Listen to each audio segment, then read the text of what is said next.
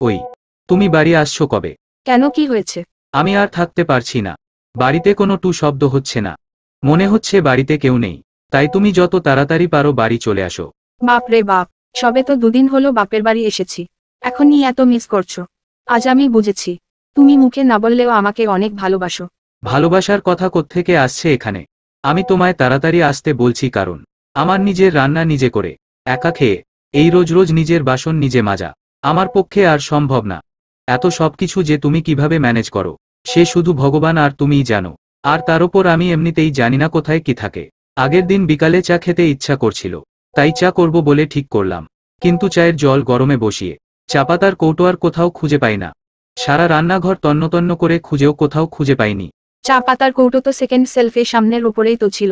কই, আমি তো কত খুঁজলাম, তাও তো কোথাও খুঁজে পেলাম না। তারপর আমি শেষমেশ চা করার প্ল্যান বাদ দিয়ে বাইক নিয়ে বেরিয়ে দোকানে চা খেতে গেছি। বিকালের চা আমি রাত 8টার সময় গিয়ে খেলাম। তাই বলছি তুমি কাল যত তাড়াতাড়ি পারো বাড়ি চলে আসো। আর হ্যাঁ, বাবুকে সাথে করে আনতে হবে না। সামার হলিডেজটাও ওখানেই কাটাক। আরেকটা কথা, এই কথায় কথায় ভালোবাসার কথা টেনে আনবা না তো। পুরো 5 বছর ধরে প্রেম করে তারপর বিয়ে করলাম। বিয়ে করেও 3 বছর হতে গেল, আর উনি এখনো ভালোবাসা নিয়ে পড়ে আছে। যত সব ফাও কথাবার্তা।